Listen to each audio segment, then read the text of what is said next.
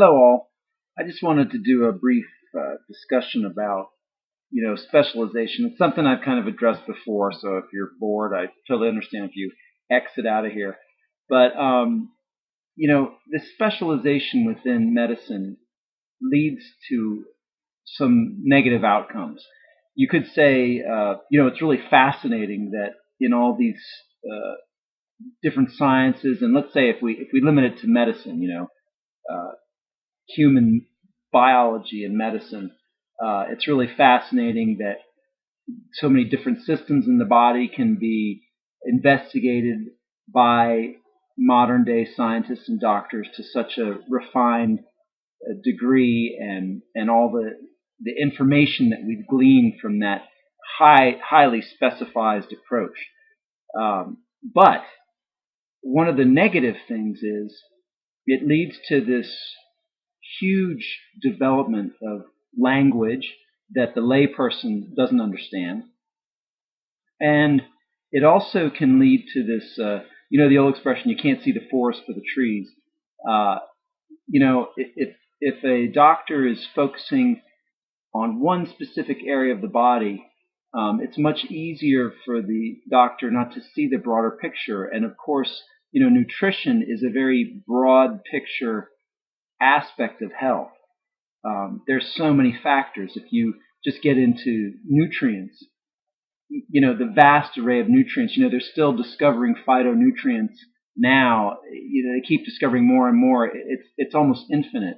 So, one of the big reasons to eat fresh, raw food, or minimally cooked foods is that the nutrient content is so much higher than processed foods, or and especially foods that are not suited to human health, like animal products. But in any event, so the main gist of this video is that we just it would be nice. It would be nice if doctors could have a way of maybe pursuing both aspects of study, so that if they want to, specific in their studies, they can go in that route. But also, there's an element of broad picture analysis, so that the public's health won't be jeopardized. And an example I want to use for this is, I pulled up this site. An interest of mine lately is atherosclerosis, and how does atherosclerosis manifest in other parts of the body? So, the most prominent recognized consequences of atherosclerosis are heart attack, or stroke. So if you think heart attack or stroke, generally speaking, the public would know that's caused by atherosclerosis. Probably, unfortunately, many people don't even know that, but most of us know that. Stroke or heart attack means atherosclerosis. Well, what I would like to know is, to what degree is atherosclerosis affecting other parts of the body? And, if we go into the brain, aside from a stroke, a catastrophic stroke, we know how horrendous that is. What could be going on in the brain as a consequence of atherosclerosis, in terms of other diseases associated with the brain, like nervous disorders, perhaps? And who knows? There could be hormonal disorders.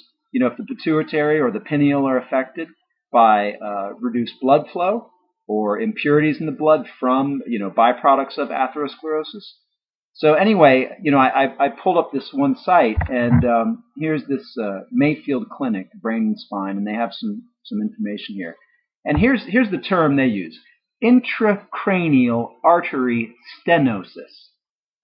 Okay, intracranial artery stenosis. Now, really, this is atherosclerosis in the brain. It's atherosclerosis in the head, inside the cranium. Intracranial artery stenosis. Here's an example of getting refined down to the location of the body.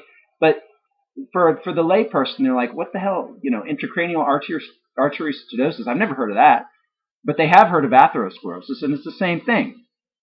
So here they go, overview. Intracranial stenosis is a narrowing of an artery inside the brain that can lead to stroke.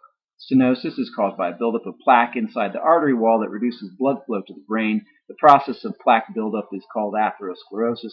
Atherosclerosis that is severe enough to cause symptoms, carry a high risk of stroke, and can lead to brain damage and death. Treatments aim to reduce the risk of stroke by controlling or removing plaque buildup and by preventing blood clots. So that's one, and that is kind of directly related to stroke. But here they say something else. To understand arterial stenosis, it's helpful to understand the circulatory system of the brain. Blood is carried to the brain by two paired arteries, the internal carotid arteries and the vertebral arteries. The internal carotid arteries supply the front areas, and the vertebral arteries supply the back areas of the brain. After passing through the skull, the right and left vertebral arteries join together to form a single basilar artery. The basilar artery and the internal carotid arteries communicate with each other in a ring at the base of the brain called the circle of Willis. So again, more medical terms. And I guess, this is more about stroke than I was interested in. But my point was simply, is there a way we can, let doctors pursue this high specificity in terms of, medical lingo and refining knowledge and kind of creating information at the most, at the atomic level, at the molecular level, but also still being able to communicate with the public in a way that the public can benefit from the knowledge gleaned, So, in other words, how can we get from this high specificity to eat less fat? Do things that don't create the plaque. So there's this huge disconnect from modern day, highly specialized science and what people put in their mouths. Even though there's a great deal of discussion about nutrition, there still seems to be a great deal of ignorance. And we have the information, we have people like McDougall and Esselstyn. So, these are respected doctors achieving incredible results by simply changing the food people put in their mouths. So how do we still have this entrenched medical system that's made up of so many diverse, specialized systems, and people are pursuing these very expensive pharmaceutical treatments for these very specialized aspects of biology at the cellular level, when they could just be changing their diet? So, invitation to doctors, get on the nutritional bandwagon and simplify your lingo. It's atherosclerosis. Encourage the public, invite the public to change their diet so that we won't have atherosclerosis, so that we won't have strokes, we won't have heart attacks, and we won't have the myriad diseases that have been identified and have not been identified that are caused by this buildup of plaque in the arteries. And all the other complications that occur from so much fat in the system. I think it might be interesting to find out, what is the electrical conductivity of fat? Essentially, the brain is this mass through which we're getting these electrical transmissions, these very, very fine, very tiny electrical transmissions, are what enables our brain to function. What is the effect of fat in the brain on those electrical transmissions?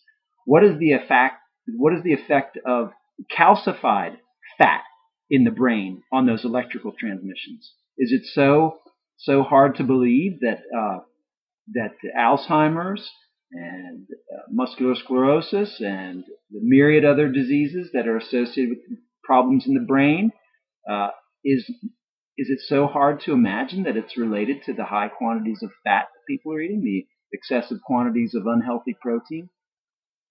So anyway, just some thoughts again on, simplify medical professions, simplify language to communicate to the public and connect it to behavior everyday behavior rather than concocting some complicated medical treatment, which of course results in drugging, which has side effects and usually harmful effects.